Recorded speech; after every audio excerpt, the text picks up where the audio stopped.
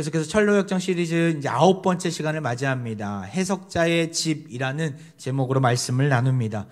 크리스찬은 선의의 도움으로 좁은 문에 들어가죠.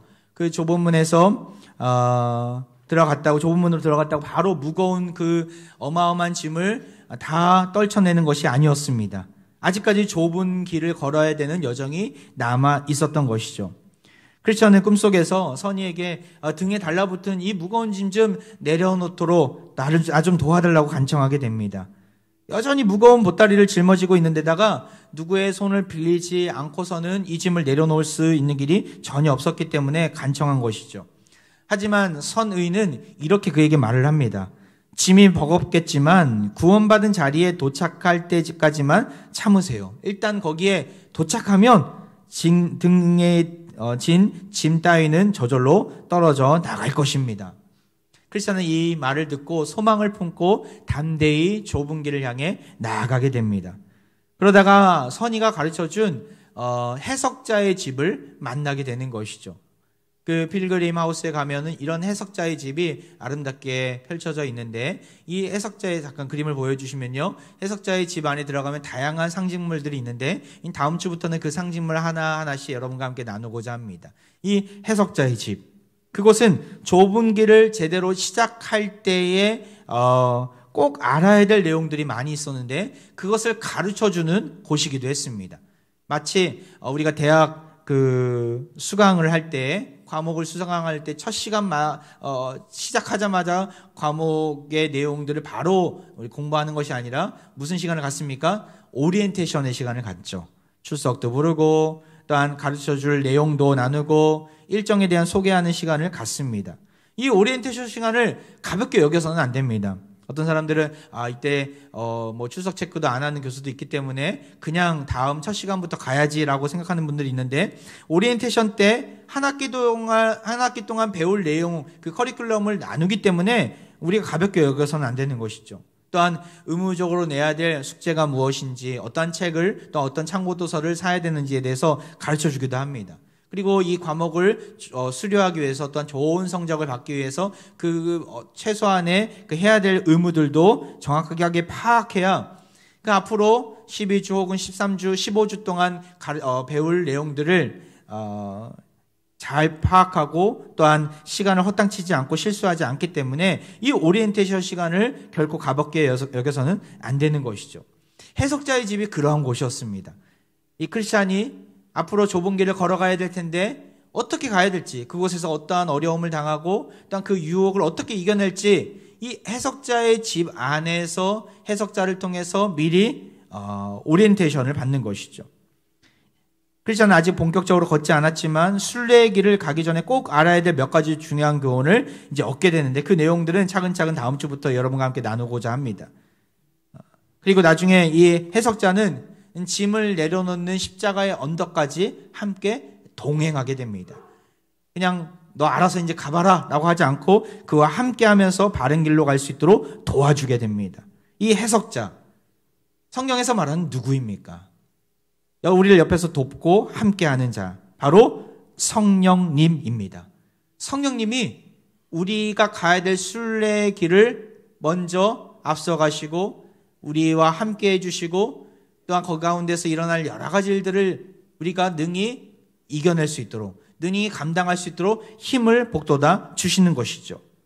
요한복음에서 예수님은 이 돕는 성령님을 이렇게 설명하고 계십니다. 요한복음 14장 26절 말씀 우리 같이 한번 읽어볼까요? 시작. 보혜사 곧 아버지께서 내 이름으로 보내실 성령 그가 너에게 모든 것을 가르치고 내가 너에게 말한 모든 것을 생각나게 하리라. 성령님의 또 다른 이름이 여기 나와 있어요. 뭐예요? 보혜사라는 이름이 담아 있습니다. 이 보혜사는 파라클레이토스라는 헬라어 단어를 쓰는데 이 파라클레이토스에 직역하면 옆에서 있도록 부름받은 자라는 의미가 담겨져 있습니다. 의역하자면 대언자, 변호인, 위로자, 돕는 자라는 의미가 있는 것이죠. 예수님께서 부활 승천하시면서 우리 곁을 떠나셨어요. 그러면 더 이상 우리는 홀로 남아있고 더 이상 누가도 같이 할 수 없는 자가 되었습니까? 아니에요. 예수님이 떠나시면서 누구를 보내시겠다 약속하세요? 성령님을 보내시겠다 말씀하세요. 그가 바로 보혜사라는 것이죠. 성령님은 순례의 길을 걷고 있는 우리가 딴 길로 가지 않도록 옆에서 도와주시고 때로는 모든 유혹에서 우리가 넘어설 수 있도록 인도해 주시는 것이죠. 그는 해석자라고 천루역정에서 얘기하고 있습니다. 왜 해석자입니까? 바로 그가 도와주실 때 무엇을 가지고 도와주시는 거예요? 말씀을 가지고 도와주신다는 거예요. 말씀을 잘 해석해낼 수 있도록 지혜를 주시고 깨닫게 하시고 생각나게 해주신다는 거예요. 요한복음 14장 26절에도 나오잖아요. 내가 너희에게 말한 모든 것 뭐예요? 하나님의 말씀, 예수 그리스도의 말씀이죠. 그 말씀을 누구를 통해서 생각나게 해주신다고요? 보혜사 대신 성령님을 통해서 생각나게 해주신다는 거예요. 여러 가지 어려움 가운데 어떻게 해야 될지 몰라 갈팡질팡하는 그 순간 주님의 말씀을 생각나게 해주시고 그 말씀에 빛을 비춰주시는, 조명해 주시는 분이 이 성령님인 것이죠. 여러분, 말씀이 무엇입니까? 성경 말씀은 단순히 소설책이 아닙니다. 1600년 동안 40명의 저자들이 기록한 말씀 아닙니까? 66권 각각 다른 형식 내용들이 되어 있습니다. 근데 놀랍게도 한 스토리로 설명되어 있어요. 어떤 형식으로 되어 있어요? 어떤 거는 시로 되어 있고 노래로 되어 있고 강설, 설교로 되어 있고 또 어떤 거는 사기, 역사의 내용들이 시간 순서대로 기록되어 있고 평지 형식으로 또한 예언서 같은 경우는 묵시 형식으로 기록되어 있어요. 하지만 이렇게 다양한 형식, 40명의 저자가 온 1600년의 시간 동안 다양한 시대 속에서 기록한 말씀이지만 이것을 하나로 묶는 주제가 있어요. 주제는 하나예요. 뭐예요? 예수 그리스도를 통한 구원이라는 거죠. 구원에는 다른 길이 없다. 예수 그리스도를 통해서만 구원받고 우리가 이 땅 가운데서 하나님 나라를 경험하고 하나님 나라를 맛보게 된다는 것입니다. 이 일이 가능한 이유가 무엇입니까? 이렇게 1600년 동안 각기 다른 상황 속에서 각기 다른 형식으로 기록된 성경이 하나의 주제로 이렇게 묶어질 수 있는 이유가 무엇입니까? 바로 이 책의 진정한 저자가 있다는 것입니다. 디모데후서 3장 16절에 바울은 이렇게 고백합니다. 모든 성경은 하나님의 감동으로 된 것으로 교훈과 책망과 바르게 함과 의로 교육하기에 유익하니. 하나님의 뭐로 되어 있다고? 감동으로 되어 있다. 하나님의 감동은 뭐예요? 바로 성령님을 이야기합니다. 성령의 인도함을 받아 각 저자들이 각양각색의 종족과 또한 그 상황에 있었지만 1600년이라는 기간에 아랑곳하지 않고 시대를 초월해서 성령의 인도함을 받아 기록할 수 있었다는 거예요. 성령의 인도함을 받은 이 성경은, 그렇다면 이 성경을 이해하려면 누구의 도우심을 받아야 돼요? 성령님의 인도함을 또 우리 한번 받아야 돼요. 성령의 인도함을 받아 기록되었기 때문에 성령의 인도함을 받아 우리는 말씀을 볼 수 있어야 하는 것이죠. 성경을 학벌 좋은 분만 이해할 수 있습니까? 내가 오래 살았기 때문에 경험이 많기 때문에 성경을 내가 이해할 수 있다고 자부할 수 있습니까? 아니면 가진 것이 많다고 성경을 제대로 파악할 수 있습니까? 아닙니다. 성경을 이해하려면 성령님이 함께해 주셔야 합니다. 믿으십니까? 성령님이 함께해 주셔야 하나님 말씀을 잘 판단할 수 있고 분별할 수 있고 그 뜻대로 살아갈 수 있는 것이죠. 목회를 하다 보니까 알겠더라고요. 어떤 사회적인 지위가 높다 한들, 풍부한 지식이 있다 한들 그것이 그에게 신앙을 보장해 주지는 못하더라고요. 얼마나 순전한 마음으로 온 마음을 다해서 하나님 말씀을 받고 있는가가 그의 인생을 살리느냐, 그의 인생이 머물러 있느냐를 결정짓는 판가름이 되더라고요. 저도 하루에 주일날 같은 경우는 기본 3번을 예배를 드리지 않습니까? 1부, 2부, 3부. 그냥 예배를 그냥 맨 뒤에 앉아서 드리는 게 아니라 맨 앞에 와서 또한 같이 또 예배를 집중해서 또한 인도를 하다 보니까 때로는 집중력이 흐려질 때도 있어요. 제가 인도하지만 제가 집중력이 흐려질 때도 있어요. 근데 감사하게도 그럴 때 거의 막 없더라고요. 참 감사하게도 예배 때마다 주시는 은혜가 있더라고요. 어떤 제 친구 중에 교수가 신학교 교수님인데 교수님이 얘기를 하더라고요. 자기는 절대로 그렇게 반복해서 예배를 드리고 반복해서 말씀을 전하는 걸 자기는 절대로 못하겠더라고. 때로는 지루하고 때로는 너무나 힘든 상황이죠. 하지만 저는 감사하게도 하나님 주시는 힘 같아요. 1부, 2부, 3부 예배를 드릴 때마다 또 찬양할 때마다 말씀을 제 입술로 외치지만 하나님께서 그때그때마다 주시는 감동이 있고 내 힘으로 하는 것이 아니라 하나님께서 주시는 힘을 가지고 담대하게 말씀의 자리로 또한 예배의 자리로 나아갈 때마다 저에게도 참 충만한 은혜를 주시더라고요. 예배 드릴 때마다 느끼는 거는 내 힘으로 하는 것이 아니구나. 내 힘으로 이 자리에 내가 앉아있는 것이 아니고 내 힘으로 말씀을 외치는 것이 아니라 성령님이 함께 하시고 성령님이 공급해 주시고 성령님이 순간순간마다 동행해 주시니까 말씀을 외치고 예배에 집중할 수 있구나라는 생각을 하게 됩니다. 이 자리에 우리 말씀의 자리로 나오신 모든 화평가족 여러분, 순전한 마음으로 성령님께서 내 인생 가운데 무엇을 말씀해 주실까 기대하는 마음으로 나아가시길 바랍니다. 오늘 하루 어떤 마음으로 일어났습니까? 오늘 주일이니까 교회 가야지. 물론 맞습니다. 하지만 더 깊은 기대하는 마음이 있었으면 좋겠어요.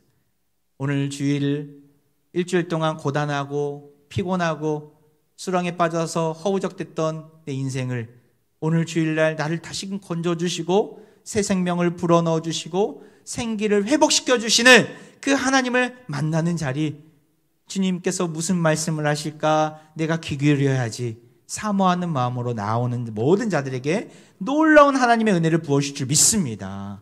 성령님이 주시는 마음이에요. 그런 기대감으로 간절함으로 오늘도 주님의 말씀을 받기를 원합니다. 우리가 하나님 말씀을 성령님이 우리 안에 거하셔서 해석자가 되어주셔서 지를 깨닫게 해주신다라는 그 사실들을 기억하고 말씀을 받아야 합니다. 그러할 때 성경을 말씀을 이해하고 구원의 길을 걷게 되는 것이죠. 오늘 본문에서 고린도 교회를 향해 바울은 이렇게 선포합니다. 고린도전서 2장 10절 말씀 같이 읽어보겠습니다. 시작. 오직 하나님의 성령으로 이것을 우리에게 보이셨으니 성령은 모든 것 곧 하나님의 깊은 것까지도 통달하시느니라. 성령으로 이것을 보여주셨다 이야기합니다. 이것이 무엇입니까? 우리가 읽진 않았지만 고린도전서 2장 1절부터 9절까지의 말씀을 보면 예수 그리스도의 십자가의 도를 이야기하고 있어요. 예수님의 십자가의 구원의 계획, 하나님의 구원 계획이시죠. 그 십자가의 신비로운 역사를 누구를 통해서요? 성령을 통해서 알게 하셨다는 거예요. 보여주셨다는 거예요. 하나님의 깊은 구원의 신비를 통달하게 하신 것이죠. 우리가 잊지 말아야 될 사실이 무엇입니까? 계속해서 말씀드리는 것은 성령님이 통로가 되어주신다는 거예요. 성령님을 통하지 않고서는 하나님의 구원 계획을 온 전인격적으로 받아들일 수 없습니다. 머리로는 이해가 되지만 가슴으로 이해가 되지 않을 때가 있어요. 하지만 성령님이 우리 안에 거하시면 우리가 예배하면서 하나님의 구원 계획을 그렇구나. 하나님이 보잘것없고 벌레만도 못한 나를 구원해 주시려고 이 땅 가운데 예수님을 보내어 주시고 그 십자가를 걷게 하시고 나 부활의 첫 열매가 되게 하셨구나. 나를 살려주시려고. 나에게 그 부활의 영광을 맛보게 하시려고. 이것을 알게 되는 것이죠. 어떤 자에게요? 성령님과 함께하는 자에게. 성령님 없이는 예배 드릴 수 없습니다. 찬양할 수 없어요. 찬양의 가사의 의미가 이해가 되지 않아요. 예수 그리스도의 십자가를 눈물로 받아들일 수 없습니다. 주를 위해서 사명을 기쁨으로 감당하는 것은 불가능합니다. 성령님이 함께 하시지 않으면. 그런데도 성령 없이 사역을 하는 사람도 있긴 해요. 어떤 힘으로 할까요? 자기를 드러내는 힘으로 합니다. 하나님을 나타내고 드러내고 하나님의 영광으로 인하여서 사로잡힌 모습이 아니라 나 자신을 드러내고 나 자신을 자랑하고 나 자신의 있는 모습 그대로를 통해서 나에게 영광을 돌리는 그 힘을 가지고 합니다. 그런 자들에게는 어떠한 부작용이 나와요? 내가 드러나지 않으면, 내가 나타나지 않으면 금방 꼬꾸라집니다. 금방 지쳐버리고 금방 실증을 냅니다. 낙심의 자리에서 허우적대는 것이죠. 왜냐하면 나를 알아주지 못한다고 실망하고 또한 나를 드러낼 수 없기 때문에 낙심하는 것이죠. 성령님을 의지하지 못하는 자들의 모습인 것입니다. 나는 어떠한 힘으로 신앙생활을 하고 있습니까? 나는 어떠한 힘으로 주님께서 명하신 사명의 자리에 나아가고 있습니까? 저도 사역을 하면서 참 그게 힘들더라고요. 저 자신을 내려놓는 게 힘들더라고요. 성령님을 사모하거나 의식하지 않을 때 문득문득 드는 생각은 무엇입니까? 사람들이 왜 나를 알아주지 못할까? 왜 나를 무시할까? 그러한 마음들이 문득문득 들 때가 많이 있어요. 가만히 살펴보니까 그 중심에 내 자랑, 자기 자랑이 숨겨져 있더라고요. 사명을 감당하면서 온 마음으로 하나님을 자랑하고 드러내야 되는데 말로는 하나님께 영광을 돌린다. 말로는 거룩한 자다라고 이야기하면서 속으로는 나를 자랑하고 나를 드러내고자 하는 교만한 마음이 제 안에 있더라고요. 감사하게도 그때마다 하나님이 제 뒤통수를 탁 치세요. 정신 차려! 정신 차려. 너의 삶의 주인은 네가 아니야. 바로 나 여호와 하나님이야. 하나님이 내 써주시기 때문에 너가 있는 것이지, 너가 영향력을 발휘하는 것이지, 하나님이 너를 불러주지 않는다면 너는 별 볼 일 없는 존재야. 그 마음을 주시더라고요. 지난 주에 양지에 우리 총신대 신대원, 우리 교단 신학교인 총신대 신대원이 있습니다. 선교 훈련 모임이 있어서 잠깐 갔다 왔었는데 조금 일찍 도착했어요. 그 시간대에 학생들이 다 이제 강의실에 공부하고 있는 때여서 그 생활관 뒤쪽에 한 교회가 있거든요. 그 교회의 자리가 생각이 나서 잠깐 걸었습니다. 교회의 사진을 잠깐 보면 아주 오래된 고풍스러운 교회이죠. 이 교회는 디귿 기역자 모양입니다. 왜 기역자입니까? 옛날에는 남자가 가로 방향, 자매들이 세로 방향에, 그리고 가운데에 강대상이 놓여져 있고 목사님은 여기 바라보고 여기 바라보면서 남녀가 같이 동석할 수 없었기 때문에 그렇게 예배를 드렸던 때가 있었습니다. 이 모양도 그 모양을 빗대어서 만들었는데 뭐 남녀 차별하는 게 아니라 이제 최초 자생적 개신교였던 소래교회가 제가 알기로는 함경북도에 있는데 그 함경북도의 교회를 모델로 그것을 만들어 놓은 것이죠. 그래서 이 신대원 안에 이 소래교회라는 교회가 있습니다. 여기서는 주일 예배를 드리는 교회는 아닌데 기도처로 삼고 있는 장소이기도 합니다. 신대원생들이 아침에는 새벽 기도회 때 강당에서 모여서 기도하지만 저녁 때는 자유롭게 기도하지 않습니까? 그때에 이 소래교회에 와서 참 많이 기도를 합니다. 저도 벌써 신대원 다닌 지 15년 정도 된 것 같아요. 15년 전에 신대원을 다니면서 참 이곳에 가서 밤마다 기도를 참 많이 했던 기억이 납니다. 하나님, 전 너무나 연약한데 제가 어떻게 쓰임받을 수 있겠습니까? 하나님이 함께해 주지 않으면 저는 정말 막대기와 같은 자입니다. 절대로 버틸 수 없습니다. 하나님 저를 불쌍히 여겨달라고, 저에게 긍휼을 베풀어 달라고, 귀한 도구로 사용해 달라고 참 많이 기도했던 적이 있었습니다. 그때가 생각나서 아무도 없는 소래교회에 들어가 앉았는데 잠깐이지만 주마등처럼 지난 15년간의 제 사역의 여정들, 삶의 여정들을 좀 보게 되더라고요. 그때 하나님께서 나의 기도 가운데 응답해 주셨구나. 연약하고 보잘것없고 내세울 게 없는 자를 하나님이 써주셨고 지금도 써주고 계시는구나. 성령님이 저를 붙들고 계시고 그것을 생각나게 하시고 하나님 앞에 감사할 수 있는 은혜를 주시더라고요. 사랑하는 합병가정 여러분, 바울은 우리에게 성령으로 함께하는 자들에게 이런 은혜가 있다고 가르쳐주고 있어요. 12절 말씀인데 우리 같이 한번 읽어볼까요? 시작. 우리가 세상의 영을 받지 아니하고 오직 하나님으로부터 온 영을 받았으니 이는 우리로 하여금 하나님께서 우리에게 은혜로 주신 것들을 알게 하려 하심이라. 성령으로 함께하는 자들, 성령을 받은 자들에게 어떠한 것을 주신대요? 모든 것이 은혜구나. 이 마음을 주신다라는 거예요. 우리에게 은혜로 주신 것들을 깨닫게 해주신다는 것이죠. 여러분, 우리 삶 가운데 무엇이 은혜입니까? 이건 은혜이고 이건 은혜가 아닙니까? 아니에요.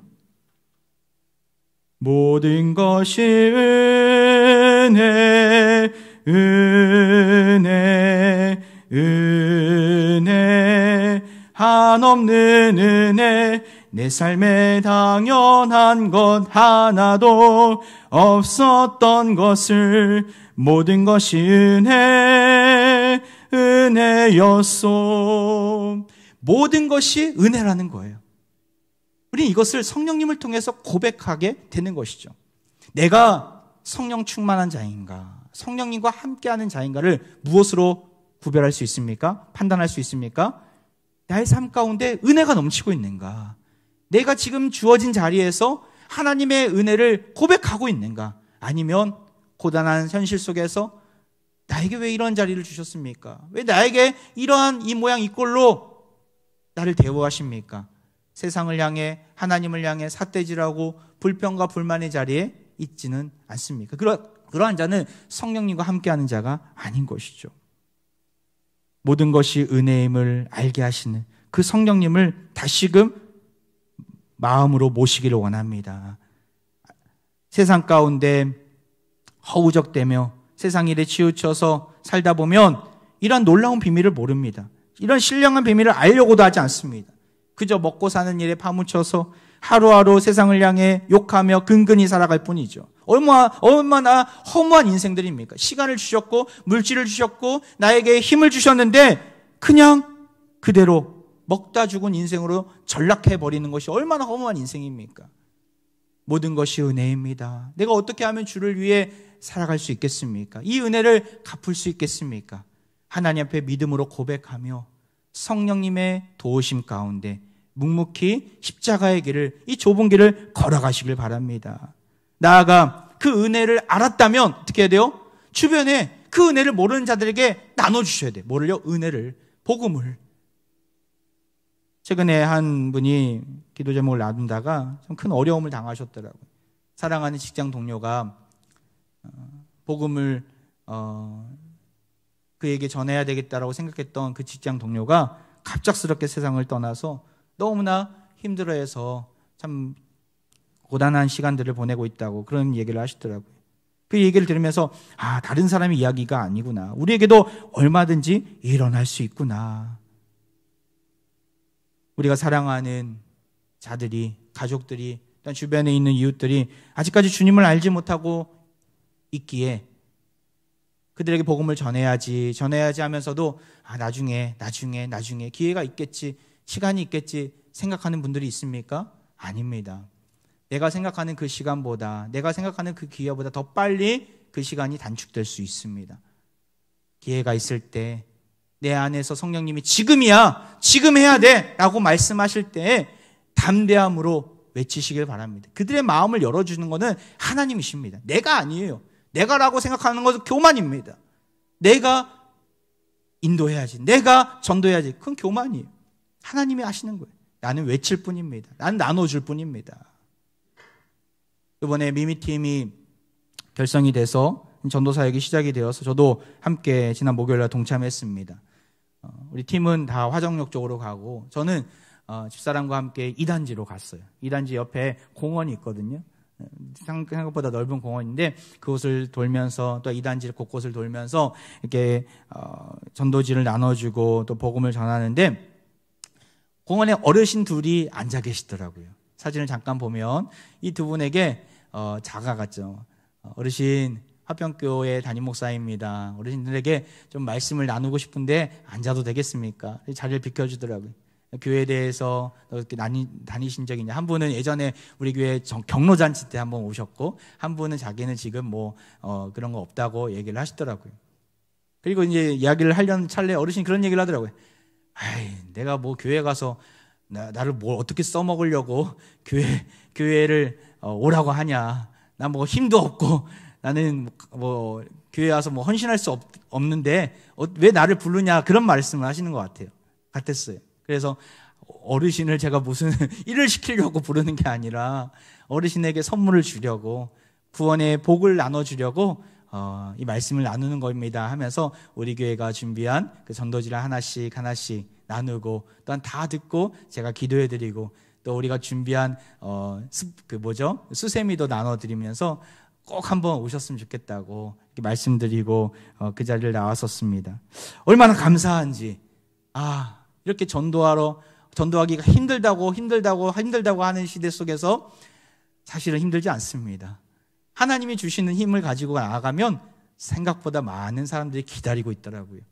내가 게을러서, 내 마음이 안 열려서 내가 하려고 하기 때문에 힘든 것뿐이지, 하나님께서 주시는 기회를 선용하면서 담대함으로 나아가면 생각보다 많은 사람들이 듣더라고요. 또 옆에 지나가고 있던 어떤 자매가 나도 하나 좀 달라고 하면서 가져가더라고요. 얼마나 감사한지. 전 너무나 행복합니다. 요즘 제자훈련을, 또한 여러 교육과 훈련을 통해서 하나님의 말씀을 가르치는 일에, 또한 기회가 되어서 이렇게 전도할 수 있는 일에, 또한 기도해달라고 찾아오는 분들을 위해서 제가 붙잡고 기도할 수 있는 일에 마음껏 쓰임받고 있어서 얼마나 감사한지. 주님께서 주시는 만족함은 어디로부터 나온 것입니까? 성령님이 주시는 만족함이겠죠. 기쁨이겠죠. 그렇다면 성령님은 우리를 구체적으로 좀 어떻게 도와주시는가? 함께 해주신다. 또한 우리에게 동행하시면서 놀라운 은혜와 사랑을 알게 해주시는데 구체적으로 좀 더 어떻게 도와주시는가? 오늘 본문의 13절, 14절에 나옵니다. 우리 같이 한번 읽어볼까요? 시작. 우리가 이것을 말하거니와 사람의 지혜가 가르친 말로 아니하고 오직 성령께서 가르치신 것으로 하니 영적인 일은 영적으로 분별하느니라. 14절. 육에 속한 사람은 하나님의 성령의 일들을 받지 아니하나니 이는 그것들이 그에게는 어리석게 보이며 또 그는 그것들을 알 수 없나니 그러한 일은 영적으로 분별되기 때문이라. 성령님이 우리에게 어떻게 도우시고 계십니까? 13절에 보면 영적인 것으로 분별하느니라. 14절에 뒤에 보면 영적으로 분별되기 때문이라. 분별력을 주신다라는 거예요. 무엇이 하나님의 말씀인지, 하나님이 원하시는 일이 무엇인지 분별력을 주신다라는 거예요. 당시 고린도 교회가 분별력이 없는 교회였어요. 그 가까운 곳에 아테네가 있었거든요. 아테네가 어떤 도시입니까? 철학의 도시이죠. 사람들의 수준이 높다라고 생각했던 곳이었어요. 우리들은 철학적인 수준도 높고 수사학도 너무나 발달되고 우리는 가진 것이 많아. 그렇게 지식이 뛰어나고 그럼에도 불구하고 뒤에서는 위선된 모습이 있었어요. 음란한 문화에 치우쳐서 내가 옳다라고 생각하는 팔을 만들어내고 세상 풍조에 휩쓸려서 타락하고 부도덕하게 살아간 사람들이 많았던 곳이었죠. BC 4, 5세기경에 그리스 신인이었던 아리스토파네스라는 사람이 있는데 코린티아 조마이라는 단어를 만들어낸 사람이었어요. 고린도인처럼 되다, 고린도 방식으로 산다라는 의미가 담겨져 있는데 무슨 말입니까? 그들처럼 된다, 넌 고린도인과 같아. 무슨 의미입니까? 욕이에요, 사실은. 성적으로 타락하고 부도덕한 사람이야 라는 단어가 들어가 있는 것이죠. 그만큼 타락하고 음란한 문화 속에서 높은 수준의 철학 가운데 있다라고 자부하는 교만한 가운데서 바울은 외치는 거예요. 너희들이 지금 분별력이 있다라고 생각하지만 분별력이 없는 거다. 왜요? 성령으로 함께하지 않았기 때문에. 성령의 도우심을 받는 자들이야말로 진리를 제대로 분별하고 깨달을 수 있고 그의 도우심으로 거룩한 삶을 살아갈 수 있음을 지금 바울이 외치고 또 외치고 있는 것이죠. 여러분, 지금 우리는 어떤 상황입니까? 어떤 상태에 있습니까? 정말 말씀을 보거나 들을 때 간절한 마음으로 성령님이 내 안에서 역사하셔서 말씀으로 인해 소생케 되는 은혜를 누리고 있습니까? 우리가 많은 교육과 훈련들이 진행되고 있는데 또한 개인적으로 큐티나 말씀의 자리에 서는 분들이 많음을 보게 됩니다. 여러분, 정말 온 힘을 다해서 말씀의 자리에 서시기를 바랍니다. 성령님께서 말씀을 통해서 나에게 무슨 말씀을 하시는가 귀를 기울이며 날마다 살아가시기를 바랍니다. 이번에 제자훈련반에 독특한 특징이 있는데 자녀와 부모님의 그 가정이 함께 제자훈련의 자리에 왔다라는 거 얼마나 감사한지. 뭐 부부는 기존에도 있었지만 이제 아버지와 딸이 또 어머니와 딸이 또 어머니와 아들이 각각 다른 반이지만 자녀들은 대부분 다 수요 저녁반에 온라인으로 함께하지만 이렇게 말씀으로 함께하기를 소망하면서 제자훈련의 자리로 나온 가정들이 있어서 얼마나 감사한지 모르겠습니다. 각 교회 학교마다 또 다음 세대마다 제자훈련이나 소그룹 훈련들이 이제 진행이 될 거예요. 바라옵기는 사랑하는 모든 화평의 각 가정마다 부모와 자녀들이 말씀으로 하나 되는 은혜를 누리시기를 바랍니다. 제자훈련을 통해서 또한 소그룹과 또 여러 성경 공부를 통해서 말씀으로 하나 되고, 여러분, 우리 가정에 있는 모든 문제들이 해결될 수 있는 유일한 길이 무엇입니까? 바로 말씀으로 하나 될 때, 말씀으로 성령님께서 간섭하시고 조명해 주시고 분별력을 주셔서 그 모든 문제를 해결해 줄 수 있는 힘을 주신다는 거예요. 우리가 이것을 안다면 말씀이 해결책임을 알고 성령님이 우리와 함께 하실 때 그 모든 문제가 해결될 것임을 기대한다면 나오셔야 합니다. 말씀의 자리에 나오셔야 합니다. 우리 사평 공동체가 정말 성령으로 하나 된, 또한 말씀으로 하나 된 공동체가 되어지기를 소망합니다. 이러한 성령님은 말씀으로 무엇을 가르쳐 주세요? 요한복음 16장 13절에 이렇게 나와 있어요.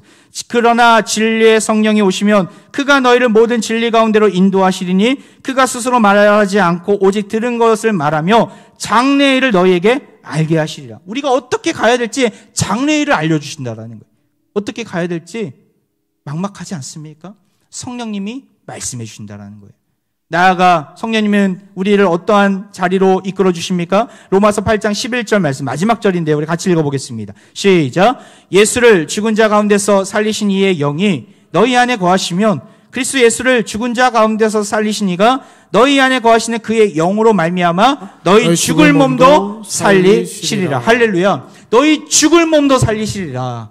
우리를 소생케 해주신다라는 거예요. 여러분, 이 죽을 몸도 살리는 놀라운 역사가 성령을 통해서 주신다라는 것이죠. 이루어진다라는 것이죠.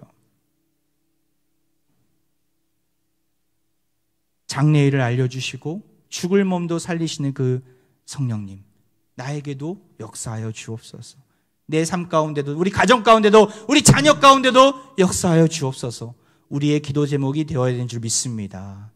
어떤 상황과 형편 속에서도 좌절하지 않는 이유는 성령님이 나와 함께 하시기에, 성령님이 나와 동행하시기에 우린 버틸 수 있는 것이죠. 말씀을 마무리합니다.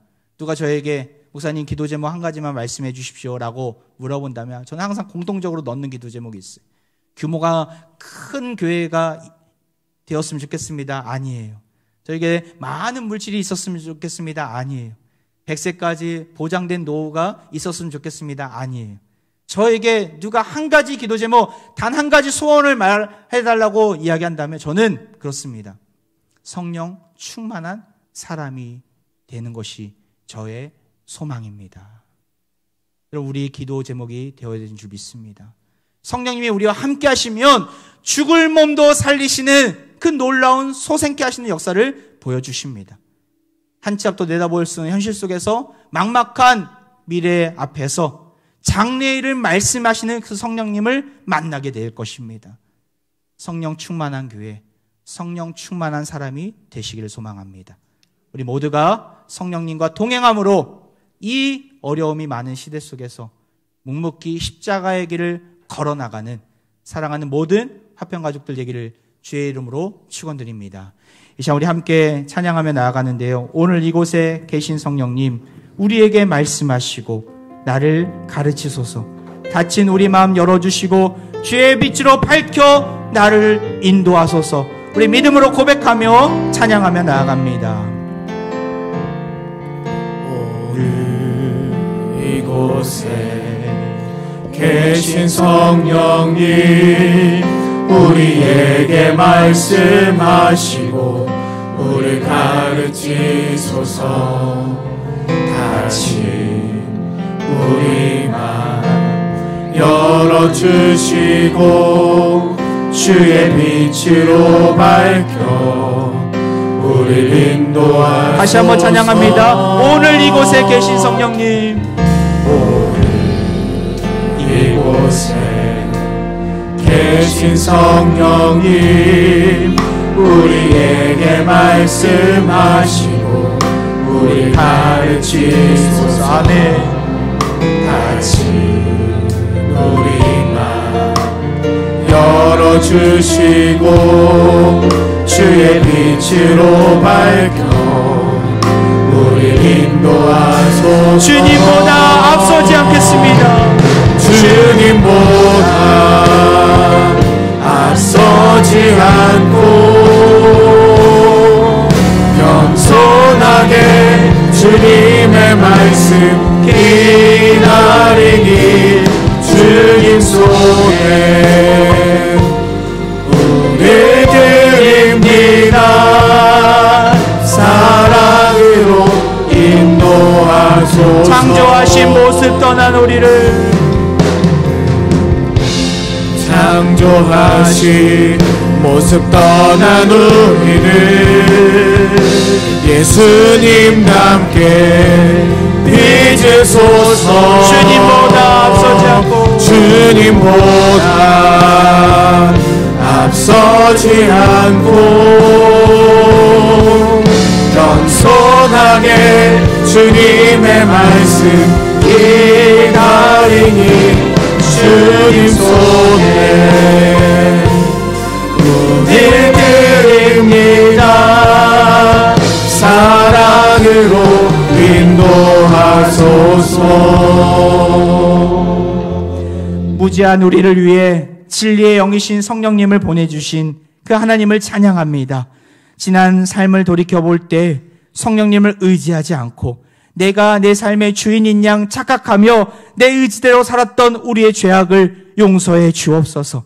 이 시간 성령님께서 우리 각자에게 우리 화평 공동체 가운데 임하여 주시고 주의 빛으로 밝혀 선하고 복된 진리의 길로 인도해 주옵소서. 날마다 겸손히 성령님을 의지하며 말씀을 신뢰하는 자가 되게 하여 주시고 주님 손에 우리의 인생을 드리며 주신 사명을 이루는 자가 되게 하여 주옵소서. 성령 충만함이 우리 인생의 최고의 소망이오니 우리와 늘 동행하여 주옵소서.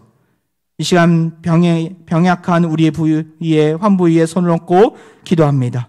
우리를 소생케 하시는 하나님 아버지, 이 시간 고통 중에 있는 상처 위에 환부 위에 손을 얹고 기도합니다. 주를 앙망하는 화평가족 모두에게 신실하신 주의 치유의 손길을 허락해 주옵소서. 내 빛이 새벽같이 비칠 것이며 내 치유가 급속할 것이라 말씀하신 여호와의 영광이 연약한 우리네 인생 가운데 임하여 주옵소서. 신음 중에 있는 주의 백성들을 주의 보혈로 덮어주시사 이들의 생명을 지켜 주옵소서. 지금 중환자실에 누워있는 주의 백성들이 있습니다. 주여 한 명 한 명 찾아와 주시고 만나 주시고 생명을 연장시켜 주시사 하나님 앞에 귀하게 쓰임받는 거룩한 자녀들로 세워 주옵소서. 죽은 자를 일으키시고 번성케 하시는 예수 그리스도 이름으로 기도하옵나이다. 아멘.